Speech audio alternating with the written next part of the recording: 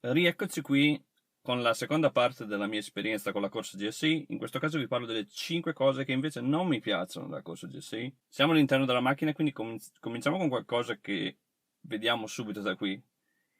E è questa, il cambio. Non di per sé la leva del cambio, perché intendiamoci, la leva del cambio non è male, è bella l'impugnatura, molti dicono che è scomoda, ma nel mio caso non sembra affatto scomoda, la maneggio piuttosto bene. Certo, se fosse stato un filino più bassa sarebbe stato forse meglio, ma vabbè, ci accontentiamo. Il problema è il cambio in sé, nel senso è un po' macchinoso, è un po' impreciso e a volte fanno fatica a entrare le marce, non entrano fulmine, non entrano precise e la corsa, adesso vi faccio vedere, vedete è anche piuttosto lunga tra una marcia e l'altra, ci mette un po' a entrare in marcia la macchina, vedete?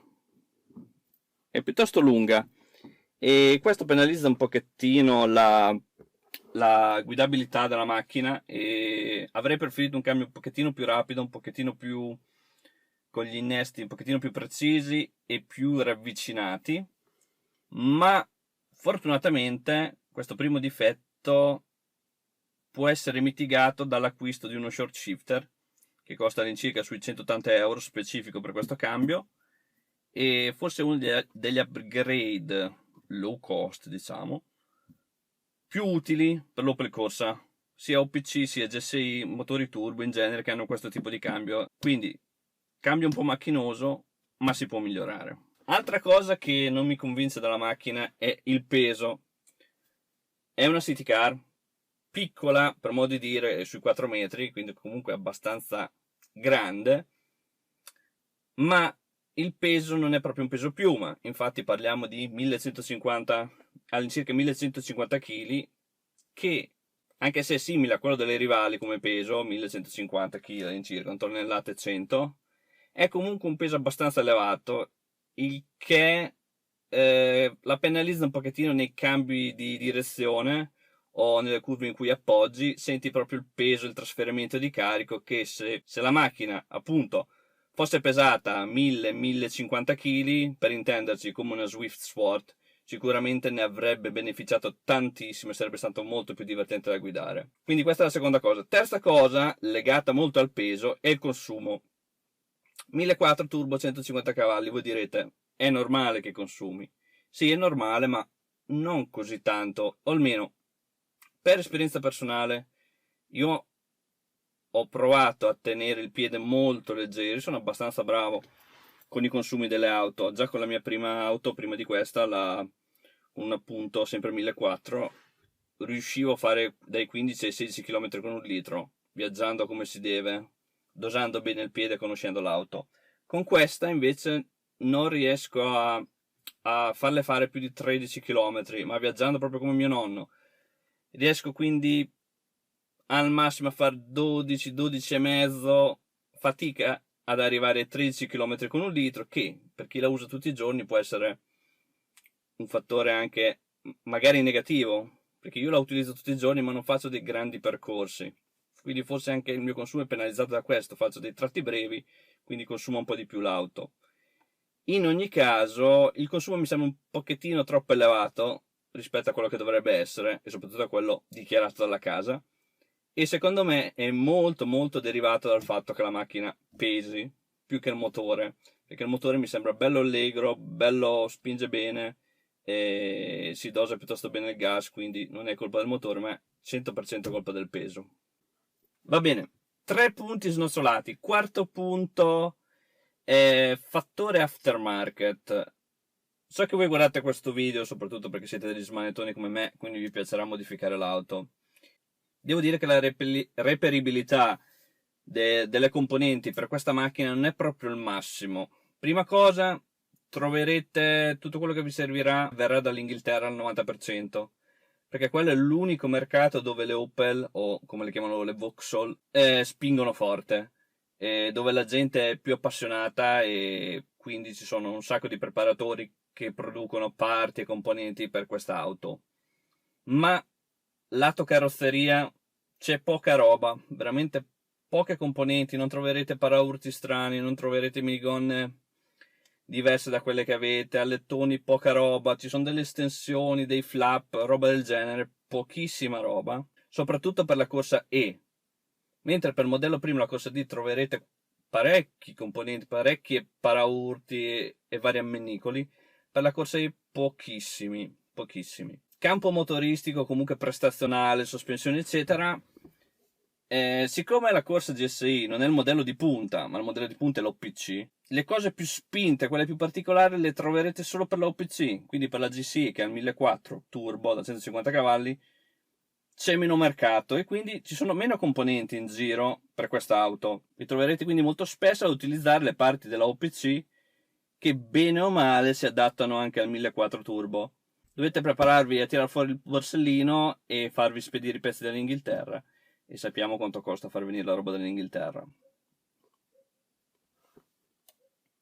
Ah, per esempio, a me i fari posteriori non piacciono, i fari rossi non sono mai piaciuti. Non solo su questa auto, ma in generale, soprattutto sulle macchine gialle, non piacciono i fari rossi.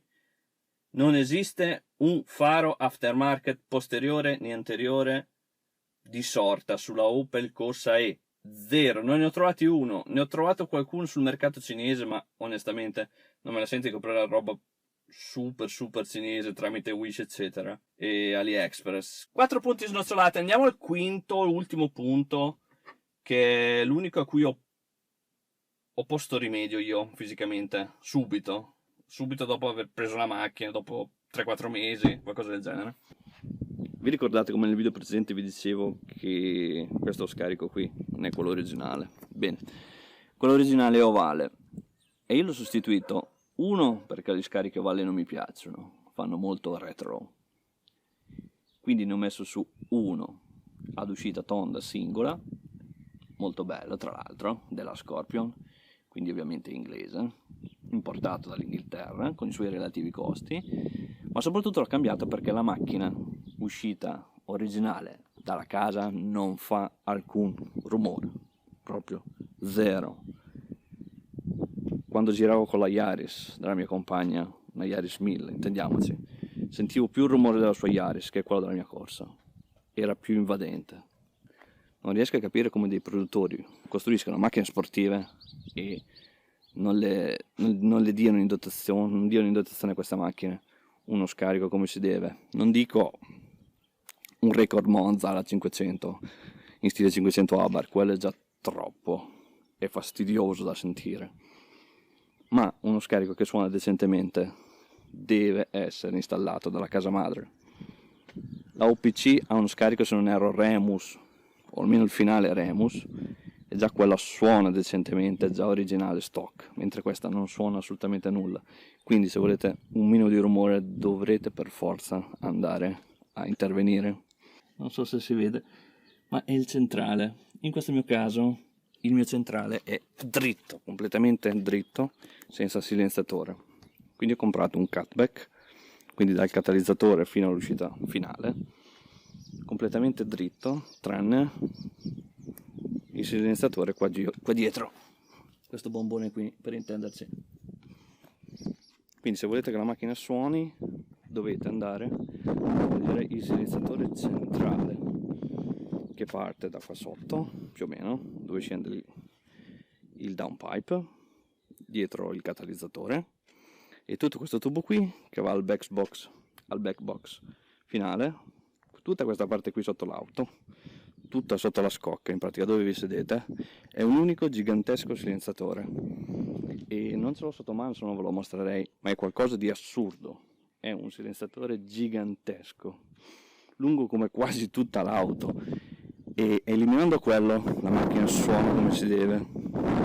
Quindi se volete spendere poco andate da un artigiano, gli fate alzare la macchina, vi fate smontare il tubo centrale, gli fate tagliare via il silenziatore centrale e lo sostituite gli fate saldare in pratica un tubo dritto della stessa dimensione, della stessa lunghezza, e avrete una macchina che suona come si deve.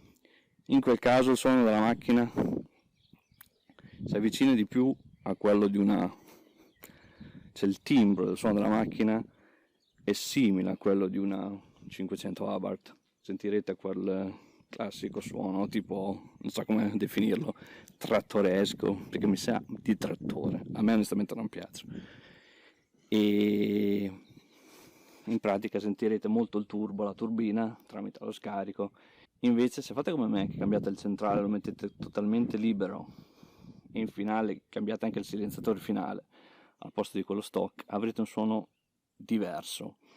Infatti il suono di questo cutback della Scorpion è molto bello, è un suono molto pieno, non ha quel timbro che non piace a me in stile 500, ed è un suono, non so come dire, io lo definirei sano, onesto, ed è perfetto per me, per questa macchina. A caso vi saluto, ci vediamo al prossimo video. Se avete domande, mi raccomando, sotto nei commenti lasciatele pure, vi risponderò